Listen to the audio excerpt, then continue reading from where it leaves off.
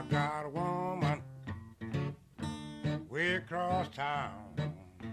Hey everyone, I hope you all are doing well and enjoyed the most recent videos we did. We did a couple blues videos about the Delta Blues.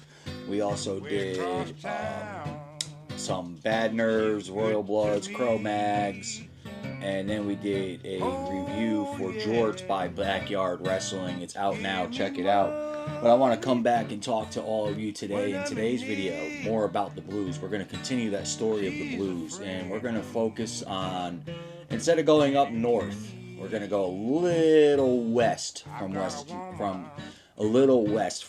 Mississippi in the Delta Blues. We're going to shine some light on a lesser known style of playing a blues, which is called the Piedmont Style of Blues. It's more of an alternating finger picking and melodic sounding on the acoustic guitar. And the reason why we're going to talk about this, it's kind of interesting to say the least, and it's also, once again, proves the point that blues infiltrated rock and roll music and rock music and modern day music. I also want to explain that the Piedmont style of blues was a little bit more slower. It was predominantly from like West Virginia all the way down to like Georgia, Florida, some parts of Tennessee, and Eastern Carolina, and the Piedmont area of South Carolina. It was also considered very ragtimey and folk. It had a little mixture of both. And then it was predominantly popular in the 1920s and 1930s. A lot of times these bands would go on medicine shows and travel around. We're going to talk about two particular musicians from North Carolina. Floyd Council and Pink Anderson. And here we go. You ready to have your minds blown? Floyd and Pink inspired Syd Barrett from the notorious band Pink Floyd. That's how he named the band Pink Floyd, in honor of Pink Anderson and Floyd Council. That's how you get your Pink Floyd. He discovered them while listening to one of Pink's albums and was kind of like in awe, and having noticed the name on another album by Blind Boy Fuller, which kind of helped him get that idea of where the Piedmont Stingers were, and got infatuated with them, I guess, in a way.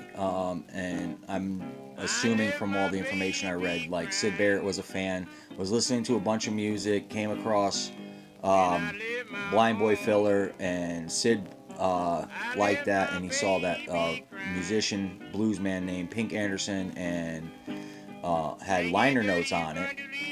And then he digged some deeper, and he looked into it, and he found Floyd Council. Floyd Council is actually from North Carolina. He was born in Chapel Hill in 1911, and he died in 1976 in Chapel Hill. Pink is from Lawrence, South Carolina, and was born in the 1900s and died in 1974 in Spartanburg. His body's in Spartanburg. There is a mural in, I want to say, Sanford, North Carolina, which one day on my day off where I had the time to go drive out that way, we're going to do a little video, and we're going to walk around Sanford, and we're going to capture that. I also found out that there's a Carolina Blues Festival every year, but this year we already missed it. So I really thought that was kind of cool, so we're going to add that to the itinerary for next year, because that's in early May, and it's already past May. So we kind of missed that opportunity. But I really kind of find it quite interesting that here we are, and blues has once again shown itself as the father, the grandfather, the great-grandfather of modern rock and roll. And I find it so cool that Pink Floyd, one of my favorite bands growing up, has a connection to where I live now, and also through another genre of music that I really do enjoy and love, which is the blues.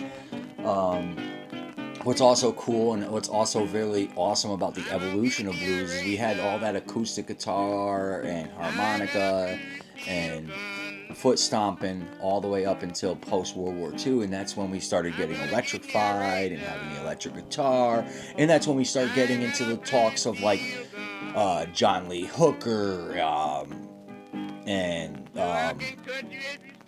Howlin' Wolf and the whole Chicago era, or urban blues, which we'll be covering soon also. But let's get back to talking a little bit more about the Piedmont blues.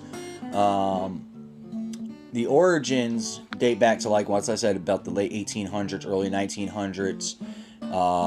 The basics of the Piedmont style began with older frailing and framing of guitar styles that may have been universal throughout the South, and also based, as at least to least extent, a former parlor guitar technique, as well as earlier banjo playing. String band ragtime was the popular music at that time, but the blues kind of integrated with that. Because they took a lot of the ragtime style and techniques and integrated it with their blues singular popular fashion, influenced by guitarists such as Blind Blake and Gary Davis. According to Wikipedia, the Piedmont Plateau region of the East Coast, which considers Maryland, Virginia, Atlanta, Delaware, parts of West Virginia, which I really don't consider West Virginia, but I definitely say South Carolina, North Carolina, Eastern Tennessee, maybe some parts of Alabama. They even say in there all the way up to New York and Boston and New Jersey, but trust me, it ain't up there. Unless it's maybe very small little things. Nick Speltzer, professor of anthropology and American studies, folklorist, and producer of American Roots, describes Piedmont blues in this way, and I think his quote is great.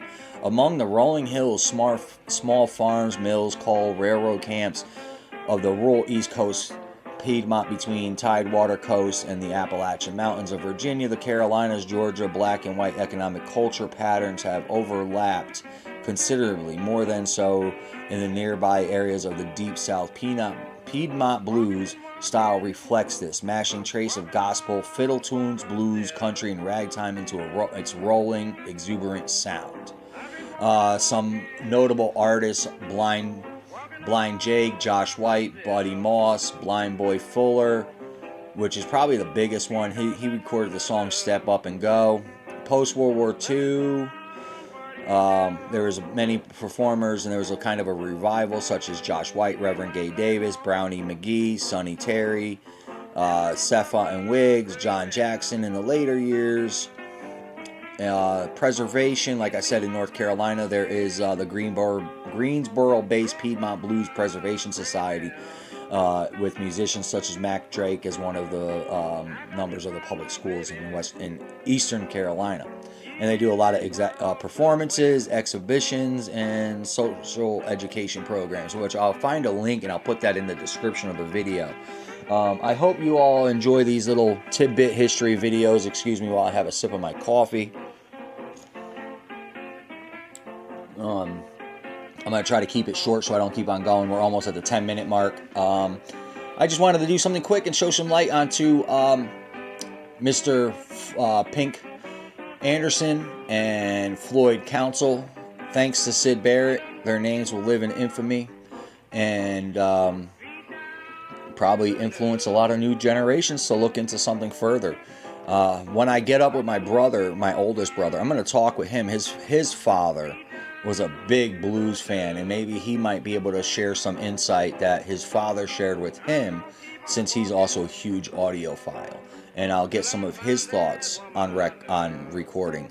My brother Andrew is a wealth of... Me and Andrew and Ted, all three of us love music so much. But Andrew, I want to say, is probably the biggest audiophile. He also has a YouTube channel, so give him a check out. It is Baltimore Fats. And he talks about the mud floods and a bunch of conspiracy theories and stuff. So that might be right up your alleys. I'll put a link in the description of his channel as well. Show him some love. Give him a subscribe also. Thank you again, everybody. I hope you all have a great week. Remember, we are not each other's enemies. Right now, with all this crazy stuff going on in the world, let's try to be nice to each other. Just because I may have a different point of view or have a different outlook doesn't mean I'm an evil person or you're an evil person. That is what makes us unique, and that's what's awesome about the experiment of the American dream. We all have that power to think individually and uniquely and have different points of views.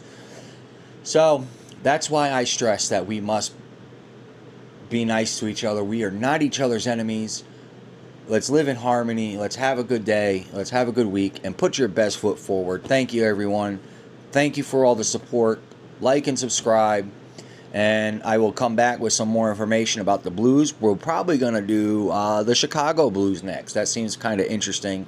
And I was already compiling that, but once I found out about Pink Anderson and Floyd Council, I had to talk about this. Have a great day, everyone. Peace. We are not each other's enemies. Thank you.